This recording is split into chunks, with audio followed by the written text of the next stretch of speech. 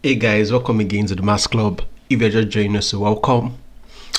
We are starting a new series on logarithm. So we're going to enter into logarithm. What is logarithm? How do we carry out operations using logarithm? How do we read from the logarithm table and things like that? So without further ado, let's get started. What is logarithm? In its simplest form, a logarithm always seeks to answer just one question. How many of one number will I multiply together to make another number? So that's what logarithm really seeks to answer in its simplest form. So the logarithm of a number x to a given base b is the exponent to which that base must be raised to obtain x. So the logarithm of a number 100 to a given base 10 is the exponent, that is the power, to which the base, which is 10, must be raised to obtain 100. That's really what logarithm seeks to achieve. Now look at this question. What is log 6 to 5 base 5?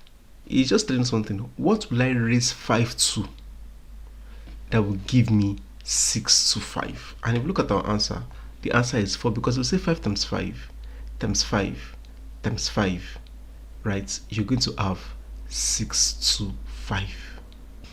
Now an example, fast growing plants. The plant doubles in size every day. So every day that we go, if it's 1, it becomes 2, tomorrow if it's 2, it becomes 4, right? I want to find out how many days it will take to reach 16 times its original height. So because it doubles every day, we can say probably the base is 2, right? And we're trying to see what are we going to raise that to give us 16 times its original height. If I raise 2 to the power of 4, it's going to give me 16, right? So we want to see how many times will we multiply to reach that 16th, or to reach 16 times its height. That was why we said 2 times 2 times 2 times 2. And you see that by the time you start doing all of these things, it will just keep making sense. Look at another example. So how many 2's multiply together to make 8?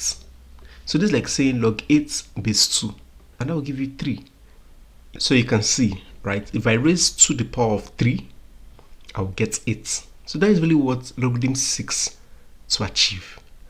With this basic knowledge, logarithm now goes on to be able to carry out some operations, like if you want to do this number times this number, right, we can use logarithm to be able to fine-tune it. We use logarithm and what we have learned on indices, right, to be able to answer these questions.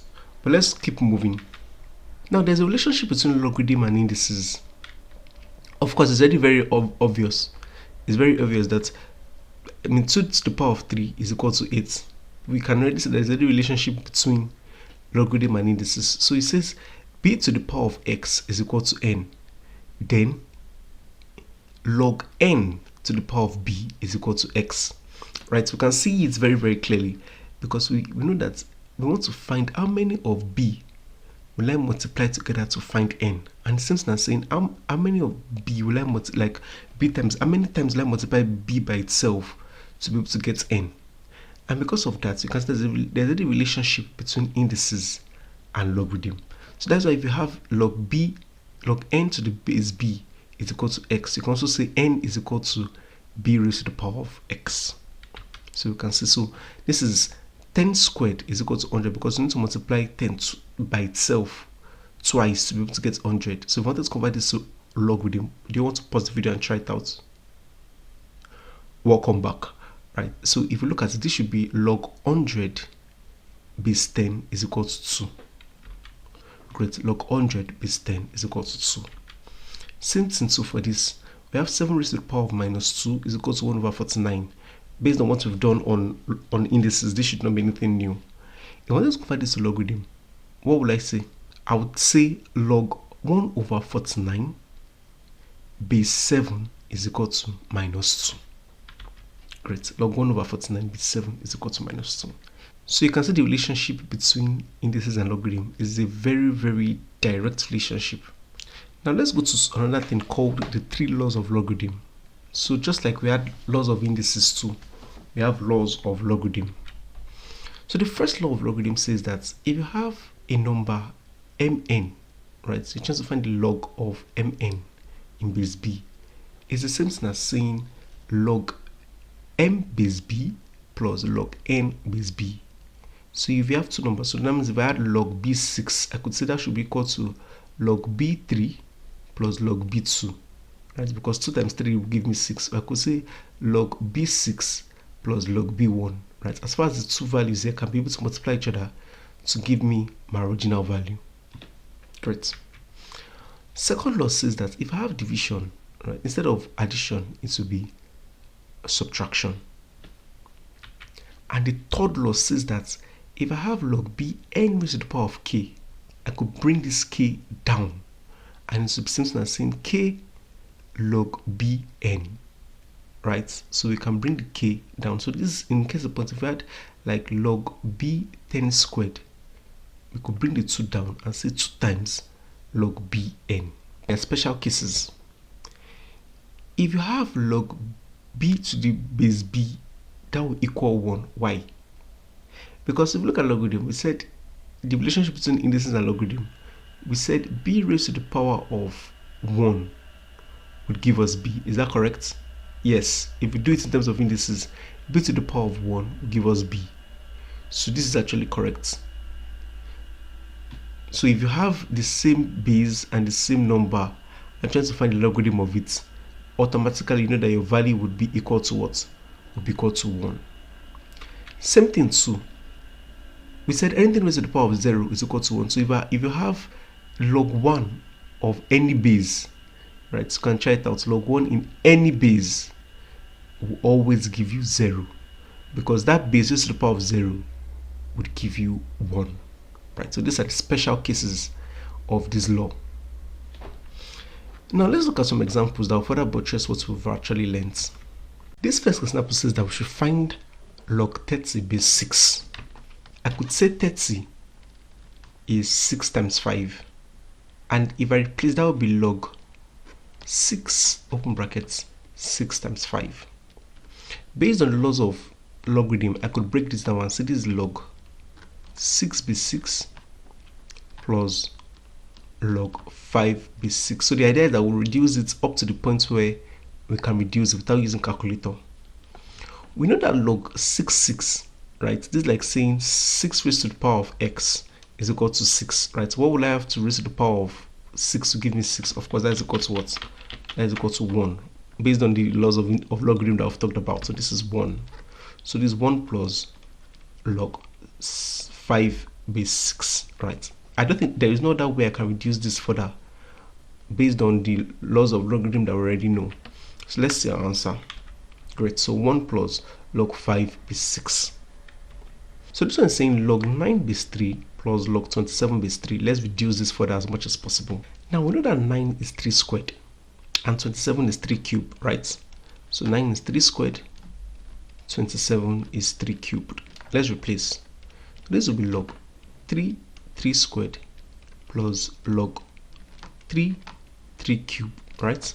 And based on the laws of logarithm, when we have a power like this, we can bring that power down. So this will be 2 log 3 base 3 plus 3 log 3 base 3, right? And we know already that when we have the same base and the number as the same value, right, that will equals 1. So this is like saying 2 times 1 plus 3 times 1. This is because log 3 base 3 is equal to 1. Log 3 base 3 is equal to 1. So we can replace and say this is 2 plus 3 and this is equal to 5. Let's see if you are correct. Great, we're correct. Now this question is saying that we should find log 100 divided by 3 base 10. So I can be able to say this is the same thing as saying log 100 base 10 minus log 3 base 10 based on the laws of logarithm. 100 is the same thing as saying 10 squared, so I could say log 10 squared minus log 3. And based on the laws of logarithm, I can bring these 2 down and say 2 log 10 base 10 minus log 3 base 10. We also know that whenever the base has the same value as the number that I'm trying to find the logarithm, that will give me 1. So this is like 1. Let's say 2 times 1 minus log 3 base 10. 2 times 1 is 2, so let's say 2 minus log 3 base 10. So this should be our answer from this particular question. Great. 2 minus log 3 base 10. Now this question is saying that we should find log 81 base 3 minus log 27 base 3. I'll pause the video, try it out yourself. Welcome back. Let's solve it together.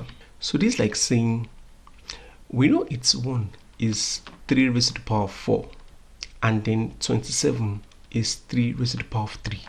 So I could replace it and say log 3 raised to the power of 4 base 3 minus log 3 raised to the power of 3 base 3. And based on the laws of logarithm, I could bring this 4 down and say 4 log 3 base 3 minus 3 log 3 base 3.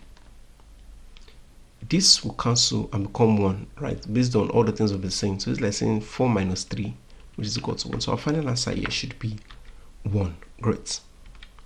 This next question is saying that we should find log 100 base 10. I'm sure you already know the answer, but let's solve it together. So log 100 base 10. 100 is the same thing as saying 10 squared. So this is log 10 squared base 10. Let's bring the 2 down and let's give it 2 log 10 base 10. And this is 1. So let's say 2 times 1. And that gives you a value 2. Great. And this last one is saying log 10 base 10. Right. So we know that whenever they have the same base as the number, our value is equal to what? Is equal to 1. Right. So this brings us to the end of the introduction to logarithm and then the laws of logarithm. In the next video, we're going to continue with simplification in logarithm.